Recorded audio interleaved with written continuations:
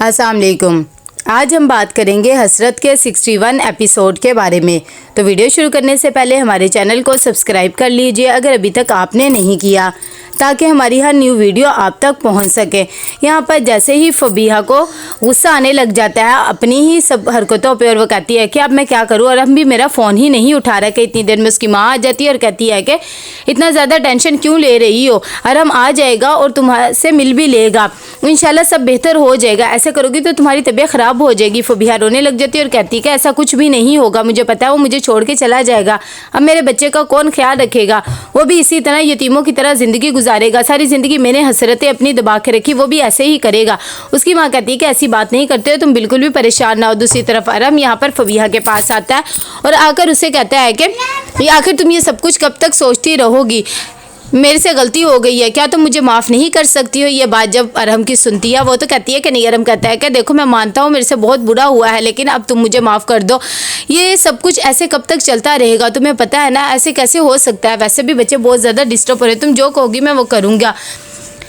सनाया कहती है कि क्या तुम मेरा वो वक्त, वो अजियत, वो मेरी माँ मुझे लौटा सकते हो। नहीं ना, तो फिर मुझसे भी कोई उम्मीद ना रखना। यहाँ पर फरीन सुबह सुबह अपनी माँ के घर आती है और वो बहुत ज़्यादा खुश होती है और कहती है कि अम्मी ये सब कुछ देखें, और साथ ही वो अपनी माँ को मुंह दिखाई में जो कड़े दिए होते हैं हमजा ने वो भी दिखाती है और कहती है कि मैं बहुत ज़्यादा खुश हूँ, आपको मेरे बारे में टेंशन लेने की ज़रूरत नहीं। उसकी माँ कहती है कि ये तो बहुत ही अच्छी बात हुई है, चलो अल्लाह करे तुम हमेशा ऐसे ही खुश रहो। और साथ ही कहती है कि तुम हमजा की ज़रा इज्जत किया करो, ऐसे तू तासे ना बोला करो। हमजा भी हंसने लग जाता है और कहता है कि आंटी मुझे पता है वो मेरी दिल से इज्जत करती है, और आप ऐसे उसे ना कहें, वैसे भी मुझे इससे कोई फ़र्क नहीं पड़ता है कि वो मुझे किस तरह बुलाती है और किस तरह नहीं बुलाती है, मैं इसे हमेशा सिर्फ कुछ देखना चाहता हूँ। यहाँ पर फरीन जाती है फबीहा के पास और जाकर कहती है कि ये सब कुछ कब तक चलता रहेगा, तुम अरहम से क्यों नहीं कह जाती कि वो तुम्हें आकर लेके जाए। अगर तुमने ऐसा ना किया, अपने हक के लिए ना बोली तो क्या होगा, तुमने इतनी जल्दी हार कैसे मान लिया। तुम उसे कहो ना कि वो तुम्हारा हक अदा करे।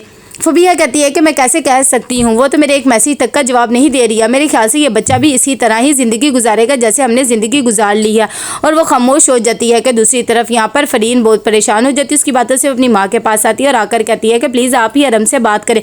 उसकी माँ कहती है कि मैं किस तरह बात कर सकती हूँ, और वैसे भी फबीहा को मैं इस घर से निकाल तो नहीं सकती ना, जो उसकी हालत है जब तक वो चाहे इस घर में रह सकती है, और तुम्हें टेंशन लेने की ज़रूरत नहीं है। वो कौन सा तुम्हारे घर आकर बैठी है, तुम्हें परेशान ना हो, तुम अपनी ज़िंदगी में खुश हो। फरीन कहती है कि मैं कैसे खुश रह सकती हूँ, ज़ाहिर बात है मैं हमजा के साथ इस घर आऊँगी, अगर वो होगी तो मसला तो बना रहेगा ना। दूसरी तरफ हमजा चल जाता है फबीहा के पास और जाकर उसे कहता है और बताओ तुम कैसी हो, ठीक तो हो ना। साथ ही उसे कहता है कि मैं तुमसे एक बात करना चाहता था, तुम खुश हो ना, और कब जा रही हो, जो कुछ हुआ उसे भूल जाओ। ये बातें सुनकर फबीहा उसे सच बता देती है और कहती है कि अरहम ने मुझे छोड़ दिया, और वैसे भी ये सौतनों का मामला कौन सा कभी ख़त्म हो सकता है। वो ये बातें कर ही रही होती है कि वहाँ पर फरीन आ जाती है। वो हमजा को कहती है कि अम्मा तुम्हें बुला रही हैं, क्योंकि वो चाहती नहीं है कि ये दोनों आपस में बात करें। हमजा भी उसकी बात सुनकर वहाँ से चला जाता है कि थोड़ी देर में सनाया बहुत ज़्यादा परेशान होती है अपने बच्चों के लिए। वो दुआ कर रही होती क्योंकि आज उनका पेपर होता है। बच्चे अपने पेपर ख़त्म करके आते हैं और अपने डैड से कहते हैं कि बाबा हमारे पेपर्स ख़त्म हो गए हैं, और मामा ने हमसे वादा किया है कि वो हमें घुमाने फिराने लेकर जाएंगी, तो फिर आप भी हमारे साथ जाएंगे ना। अरहम जब ये बात सुनता है तो कहता है कि हाँ इंशाल्लाह मैं भी जाऊँगा, और ज़रूर जाऊँगा, आप लोग टेंशन ना लो, और जो प्लानिंग बनेगी हम बना लेंगे। ये बातें सुनकर सनाया भी खामोश हो जाती है। दूसरी तरफ सोमिया फ़ोन करती है सनाया को और उसे कहती है कि तुमने क्या सोचा है इस बारे में, देखो मुझे पता है तुम अभी भी उनसे मोहब्बत करती हो, बच्चों की खातिर तुम्हें एक दफ़ा फिर सोचना पड़ेगा। और साथ ही कहती है कि तुम्हारे भाई का यहाँ से तबादला हो गया है। जब ये बात सनाया को पता लगती है तो वो एकदम बहुत ज़्यादा परेशान हो जाती है और कहती है कि उस इंसान से तो मैं कोई ताल्लुक़ अब रखना ही नहीं चाहती हूँ, क्योंकि आपको पता ही है जो कुछ भी उसने मेरे साथ किया, लेकिन मैं आपके और भाई के लिए बहुत ज़्यादा खुश हूँ। आप मेरी फ़िक्र ना करें, मैं अपने आप को संभाल लूँगी, आपको परेशान होने की ज़रूरत नहीं। यहाँ पर फरीन एक दफ़ा फिर से फबीहा के पास आती है और आकर कहती है कि मुझे तुम्हारा और हमजा का इस तरह बात करना बिल्कुल भी पसंद नहीं है, और वैसे भी तुम जिस तरह की लड़की हो ना मुझे सारा ही पता है। ये बातें सुनकर फबीहा कहती है कि मैं उसके पास नहीं गई थी, वो खुद मेरे पास आया था, और आप कहना क्या चाहती है, मैं किस तरह की लड़की हूँ, मैंने आपके साथ क्या किया है, आप तो मुझे इस तरह की बातें सुना रही हैं। फरीन भी उसे हकीकत बता देती है और कहती है कि तुम इस तरह की लड़कियों किसी का घर बर्बाद करके तुम्हें बिल्कुल भी पता नहीं लगता कि तुमने उसकी ज़िंदगी की खुशियाँ ही ख़त्म करके रख दी हैं। जब फबीहा ये असलियत सुनती है तो उसे और ज़्यादा गुस्सा आ जाता है और कहती है कि हद हो गई है, आप मुझे इस तरह की बातें सुना रही है, मैंने आपके साथ किया ही क्या है।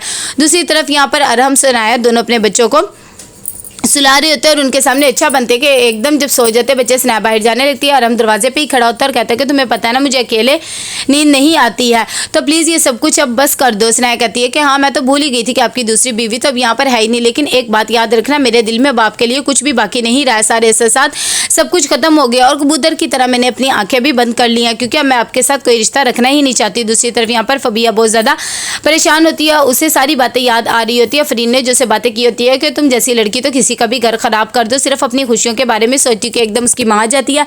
फबिया कहती है कि अम्मी आपको क्या लगता है कि मैं इस तरह की हूँ? फरीन आप ही को लगता है कि मैं उनका घर उजाड़ी हूँ, हालांकि ऐसा नहीं है कि मैं वाकई बहुत बुरी हूँ। आप वाकई सही कहती थी कि वक्त गुजरा वापस नहीं आता। शहीन बेगम उसे समझाती है और कहती है कि तुम्हें टेंशन लेने की ज़रूरत नहीं, तुम्हें पता है ना फरीन तो है ही ऐसी, तुम परेशान क्यों हो रही हो, इंशाल्लाह सब बेहतर हो जाएगा। दूसरी तरफ यहाँ पर हमजा बहुत ज़्यादा गुस्से में होता है। वो फरीन को कहता है कि तुमने मुझे क्यों नहीं बताया था कि फबिया घर छोड़कर आ गई है, तुम्हें यह हकीकत मुझे बता देनी चाहिए थी। जब फरीन ये बातें सुनती है तो कहती है कि मुझे नहीं लगा था कि मुझे ये सब कुछ बता देना चाहिए था, इसीलिए मैंने आपसे कोई भी ऐसी बात नहीं की है और ना ही आपको ये कोई बात बताई है।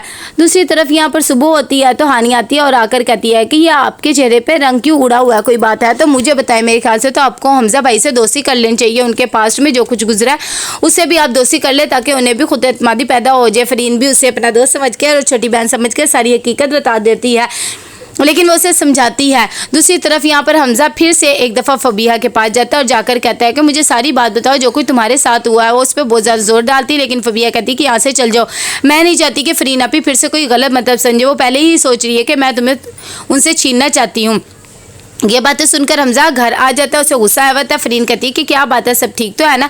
हमजा कहता है कि तुम मुझ पे कितना यकीन करती हो, अगर तुम्हें मुझ पे यकीन है तो तुमने फबिया से ये सब बातें क्यों किया कि क्या वो मुझसे छीन लेगी?